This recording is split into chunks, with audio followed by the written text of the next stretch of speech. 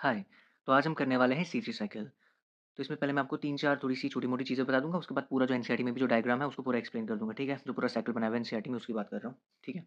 देखो, C3 cycle को Calvin cycle भी बोलते हैं, क्यों बोलते हैं? क्योंकि जिस साइंटिस्ट ने इसे दिया था उसका नाम मेल्विन काल्विन था, तो इसीलिए हम इसे केल्विन साइकिल भी बोलते हैं। और इस साइकिल का फर्स्ट स्टेबल प्रोडक्ट जो है एक 3 कार्बन का कंपाउंड है, फर्स्ट स्टेबल प्रोडक्ट इसका है, देखो फर्स्ट स्टेबल प्रोडक्ट 3 कार्बन का एक प्रोडक्ट है PgA, फॉस्फो ग्लिसरिक एसिड, ठीक है।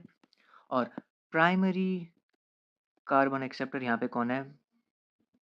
ये 5 कार्बन का एक कीटोन मॉलिक्यूल है, कीटो मॉलिक्यूल यानी कि इसमें कीटो ग्रुप है। प्राइमरी कार्बन एक्सेप्टर इसमें है इस साइकिल का RUBP, RUBP यानी राइबुलोज बिस फॉस्फेट। मैं आपकी अभी आपको बता देता हूँ कि 3 कार्बन का कैसे बनेगा वो प्रोडक्ट, वो सब बता दूँगा। पहली बात क्या बोला मैंने, इसको केल्विन साइकिल भी बोलते हैं। फर्स्ट स्टेबल प्रोडक्ट 3 कार्बन का एक कंपाउंड है जिसे कहते हैं फॉस्फोग्लिसरिक एसिड। तीसरी बात क्या बोली मैंने, प्राइमरी कार्बन एक्सेप्टर कौन है इस साइकिल का? RUBP, ribulose bis phosphate. Perfect. देखो होता क्या है, RUBP बैठा होता है आराम से। मैंने बोला ना कि 5 कार्बन का कंपाउंड है, अगर नहीं बोला तो अभी सुन लो। 5 कार्बन और क्यों मैंने ये प्राइमरी कार्बन एक्सेप्टर यही CO2 को एक्सेप्ट करता है, कार्बन इसी में है ना।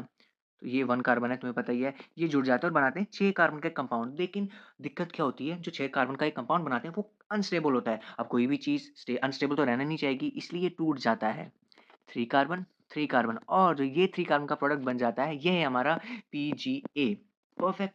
आपको कोई दिक्कत नहीं होनी चाहिए। और इसमें एक और बहुत ज़रूरी बात है जो आपको पता होनी चाहिए कि C3 साइकिल जो है, C3 साइकिल ये एक यूनिवर्सल साइकिल मतलब ये हर एक प्लांट में पाया जाएगा, चाहे वो C4 प्लांट हो, कैम प्लांट हो, C3 प्लांट हो, कोई भी प्लांट हो, उसमें C3 साइकिल होगा ही होगा। बहुत ज़रूरी बात है, याद रखना। Universal cycle, perfect. क्या दिक्कत है? कोई दिक्कत नहीं, परफेक्ट। अब जो एनसीईआरटी का जो वो था, जो साइकिल जो मैंने अभी नीचे बनाया हुआ था, एक सेकंड में जाता हूँ नीचे, ये बनाया हुआ था। टाइम लगता है ना बनाने में, इसलिए अभी मैंने यहीं पे बना दिया। परफेक्ट। देखो होता क्या है, यहाँ से शुरू करते हैं, यहाँ से यहाँ एक आराम से। पहले मैं इसका कलर चेंज कर लेता हूँ अपने पेन का। ये कलर ज़्यादा सही रहेगा, ये पीच पीच कलर। परफेक्ट। देखो RUBP होता है यहाँ पे, ठीक है। ये क्या काम करेगा, मैंने क्या बोला था, ये कार्बन डाइऑक्साइड को एक्सेप्ट, ये प्राइमरी कार्बन एक्सेप्टर है तो CO2 के पास कार्बन है, ये एक्सेप्ट करेगा इसे, और इसने एक्सेप्ट किया और बना दिया 6 कार्बन का एक अनस्टेबल प्रोडक्ट। यही कहा था मैंने, बिल्कुल यही कहा था। और क्योंकि यहाँ पे कार्बन ऐड हो रहा है, तुम्हें पता है ना, जहाँ पे भी कार्बन को तुम ऐड करते थे वो क्या होता था?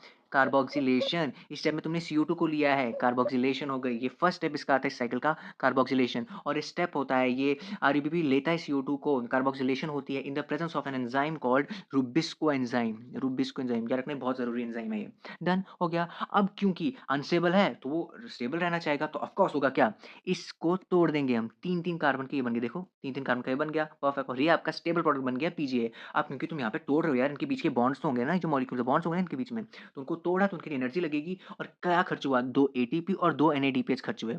2 NADPH मतलब कि आपका 6 एटीपी। कैसे? क्योंकि एक NADPH इलेक्ट्रॉन ट्रांसपोर्ट सिस्टम, वो तुम्हारे रेस्पिरेशन में तुमने पढ़ा होगा ना, या फिर पढ़ोगे अभी। NADPH, एक NADPH तेरे 3 एटीपी के बराबर होता है, तो पता होना चाहिए। डन। तो क्या हुआ, 2 एटीपी और 2 NADPH खर्च हुए इसको एक करने में, 3 कार्बन का स्टेबल प्रोडक्ट बनाने में, जो कि आपका PgA है। PgA, perfect. डन। और यहाँ पे इसकी रिडक्शन हुई और ये ट्रायोस फॉस्फेट बन गया, ठीक है। और ट्रायोस फॉस्फेट वापस रीजनरेट होके RUBP बन गया। और फिर ये साइकिल, क्योंकि साइकिल है तो चलता ही रहेगा, चलता ही रहेगा, चलता ही रहेगा। और जो थर्ड स्टेप था रीजनरेशन का, इसमें भी 1 एटीपी कंज्यूम होती है, बस। और टोटल एक कार्बन के लिए, क्योंकि देखो एक ही कार्बन था ना, ये देखो एक कार्बन के लिए हमने क्या किया, एक कार्बन पर साइकिल के लिए हमें 3 एटीपी लगी। 3 एटीपी कहाँ लगी, एक सेकंड। देखो 2 एटीपी यहाँ, 2 एटीपी यहाँ, क्या हो गया, पेन नहीं चल रहा। 2 एटीपी यहाँ लगी, 1 एटीपी यहाँ, तो कितनी एटीपी टोटल, 3 एटीपी। और 2 NADPH, 2 NADPH कहाँ लगे, यहाँ सेकंड स्टेप, ये अपना फर्स्ट और सेकंड स्टेप के बीच में। डन। तो इसमें 3 स्टेप्स पढ़े हमने, कौन से, कार्बोक्सिलेशन, रिडक्शन और रीजनरेशन। कार्बोक्सिलेशन क्या हो रहा है, in the presence of enzyme rubisco, तो यही हो रहा है बस। और एक कार्बन के लिए मैंने बोला 3 एटीपी और 2 NADPH रिक्वायर्ड है। और एक ग्लूकोज मॉलिक्यूल कितने होंगे फिर, तुम्हें पता है ना। एक यार ये तो बेसिक्स है, यूनिटरी मेथड से निकाल दो। और एक कार्बन के लिए 3 एटीपी लग रहे हैं और 2 NADPH लग रहे हैं, तो एक ग्लूकोज में कितने कार्बन होंगे, 6 कार्बन। तो 6 के लिए कितने होंगे, 6 3 18 एटीपी और 6 2 12 NADPH, परफेक्ट।